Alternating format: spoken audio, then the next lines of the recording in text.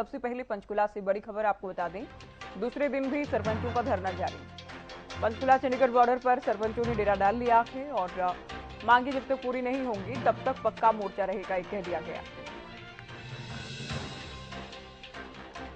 तो बड़ी खबर आपको बता दें, टेंडरिंग को लेकर, राइट टू रिकॉल को लेकर सरपंच प्रदेश भर में पहले भी विरोध कर रहे थे और अब कल चूंकि सीएम आवास का घेराव करने के लिए निकले थे, लेकिन Panchkula Chandigarh border housing road पर रोका गया, लाठीचार्ज भी हुआ, जिसके बाद सरपंचों ने हाउसिंग बोर्ड पर ही पक्का मोर्चा लगा लिया है।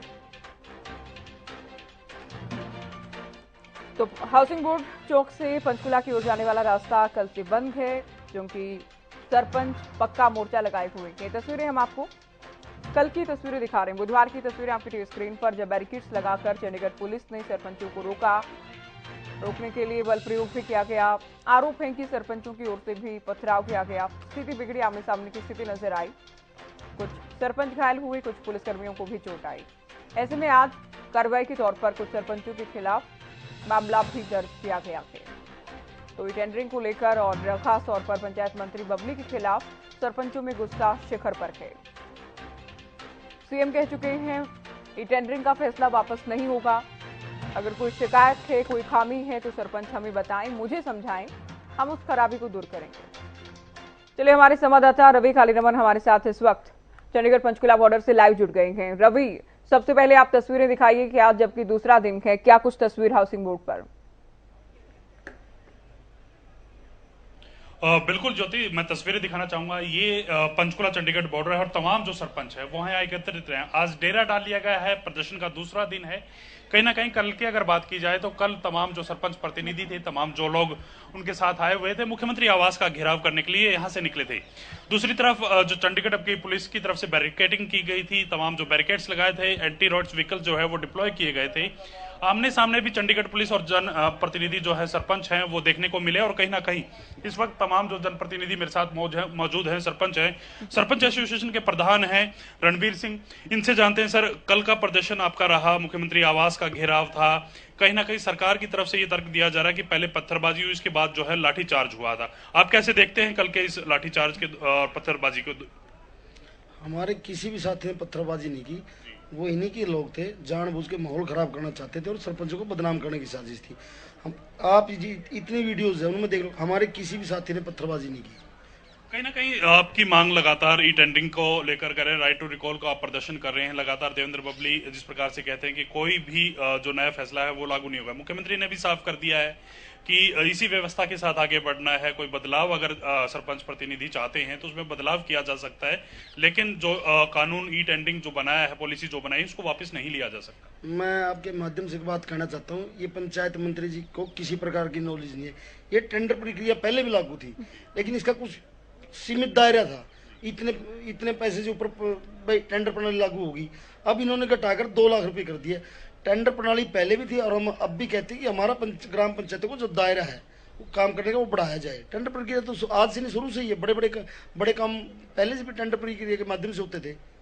तो इस प्रक्रिया में जो 2 लाख की पॉलिसी जो बनाया है सरकार ने कि 2 लाख से ऊपर के जो तमाम जो काम है वो टेंडरिंग के माध्यम से होंगे, उसके नीचे सरपंच प्रतिनिधि जो हैं वो कर सकते हैं। इस फैसले से आपको दिक्कत क्या है, क्या वजह मानते हैं कि ये जिस प्रकार से आप लगातार कह रहे हैं कि तमाम जो ठेकेदार हैं वो काम करके चले जाएंगे, उच्च क्वालिटी का काम नहीं होगा? इस प्रक्रिया से हमें दिक्कत ये है कि हमारे गाँव का विकास नहीं हुआ। आप एक चीज देखो, कोई भी काम है, कोई रास्ता बनना है, उसका एस्टिमेट सरकार का अधिकारी बना के देता है। जेई एसडीओ भाई इतने पैसे में कार्य हुआ, 10 लाख का एस्टिमेट बना दिया जेई ने, भाई कार्य 10 लाख से कम नहीं होगा। टेंडर प्रक्रिया में क्या होता है, जो भी ठेकेदार कम बिड लगाता है उसको टेंडर दिया जाता है। जो मान लो किसी ने 8 लाख रुपए की बिड लगा दी, उस कार्य के 2 लाख रुपए तो वैसे उड़ गए, फिर जीएसटी, फिर ठेकेदार व्यापारी है वो अपना प्रॉफिट निकाल लेगा। 10 लाख का कार्य है जिसका एस्टिमेट भी सरकार के अधिकारी ने बना के दिया, ये कार्य इतने पैसे में बनेगा, वो 5 या 6 लाख में कैसे गुणवत्ता आएगी उस काम में। यही चीज हम समझाना चाहते हैं कि इससे काम में गुणवत्ता नहीं आएगी और गांव का विकास नहीं होगा। ग्राम पंचायतें जो भी एस्टिमेट जेई बना के देता है, ग्राम पंचायतें पूरा का पूरा पैसा उस काम पे लगाती है और उस काम में गुणवत्ता आती है। मैं उदाहरण देना चाहता हूँ, आप किसी भी गाँव में जाके सर्वे कर लो, जो ग्राम पंचायतों में बिल्डिंगें बनाई थी, स्कूल थे, चौपाल थी, बस स्टैंड थे, वो 50 साल हो गए, 55 साल हो गए, ऐसी की ऐसी खड़ी हैं। और जो ठेकेदारों ने बिल्डिंग बनाई थी 10 साल 15 साल पहले, वो सारी गिर गई है। इससे कोई भी काम में गुणवत्ता नहीं और गांव का विकास बाधित होगा। पंचायत मंत्री देवेंद्र बबली की भाषा शैली की भी जिक्र कर लेते, लगातार सुर्खियों में बने रहे हैं, अपनी पार्टी के नेताओं को नसीहत देते हैं, यहाँ तक आप लोगों को राइट टू रिकॉल की जिस प्रकार से आप तमाम बातें करते हैं, राइट टू रिकॉल की धमकी देते हैं, तो इन बयानों को कैसे देखते हैं पंचायत मंत्री की? और वहीं अगर जेजेपी की बात की जाए तो दिग्विजय चौटाला ये कहता है कि सरपंचों की बात जो है वो सरकार को माननी पड़ेगी, जिस प्रकार से किसान आंदोलन वापस हुए थे इसी प्रकार से ये जो ही टेंडरिंग पॉलिसी है वो वापस करनी पड़ेगी। एक ही पार्टी के दो नेता, अलग अलग तर्क, अलग अलग बयान। मैं ये कहना चाहता हूँ, ये तो देखो नेता लोगों की बात, मैं एक बात नहीं हमारे समझ में आई आज तक, मैं दोनों पार्टियों प्रदेश अध्यक्ष की बेइज्जती करने का काम किया इस पंचायत मंत्री ने, लेकिन पार्टियां फिर भी चुप है कि दोनों पार्टी से ऊपर ही पंचायत मंत्री। इन लोगों की समझ में नहीं आ रही ये चक्कर क्या चल रहा है कि पार्टी का प्रदेश अध्यक्ष का बयान पूरी पार्टी का बयान होता है, इसने दोनों पार्टियों को प्रदेश अध्यक्ष की बेइज्जती करने का काम किया। एक तो राष्ट्रीय जो महासचिव इसके जेजेपी के निर्माता है अजय सिंह चौटाला, उनकी बेइज्जती करने का काम किया, ओपी धनखड़ जी की बेइज्जती करने का काम किया, फिर भी दोनों पार्टियां चुप है कि इसके पीछे का राज नहीं मालूम हो। आज तक हमारी समझ में नहीं है क्या राज है इसके पीछे। कहीं ना कहीं आप लोग भी काफी खफा नजर आते हैं जब भी आपकी बयानबाजी होती है, भाषण होते हैं या नारे लगाए जाते हैं, तो सबसे ज्यादा देवेंद्र बबली के मुखर जो आप तमाम जो लोग हैं वो खड़े नजर आते हैं। क्योंकि देवेंद्र बबली ने खुद बयान दिया था कि ये प्रणाली मैंने ही लागू करवाई थी मुख्यमंत्री को सलाह देके। वो अपना पंचायती राज के अंदर कमीशन खोरी का धंधा शुरू करना चाहते हैं और ऐसा हम ग्राम पंचायतें बिल्कुल भी नहीं होने देंगे।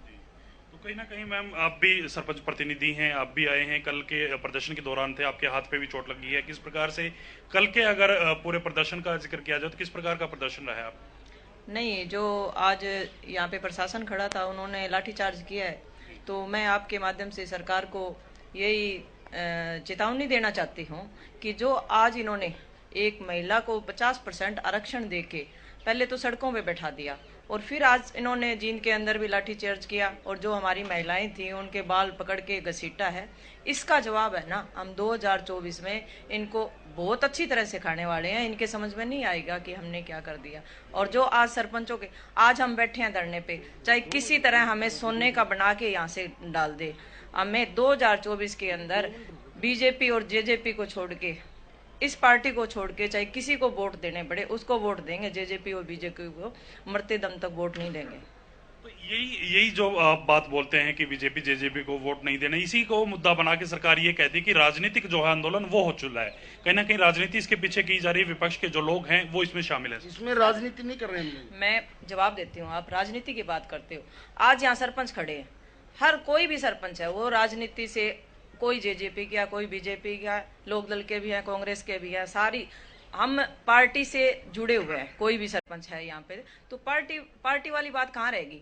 धरातल से जुड़े लोग हैं और जो आज हम 36 बिरादरी को साथ लेके और राजनीति से ऊपर उठ के चले हैं, तो आप इसको राजनीतिक रूप नहीं जी रवि, एक और आरोप लग रहा है कि बिल्कुल रवि, आपने बातचीत की सरपंचों से और क्या कुछ उनका कहना है प्रदर्शन के दूसरे दिन वो दर्शकों को सुनवाया। बहुत शुक्रिया आपका। तो सरपंच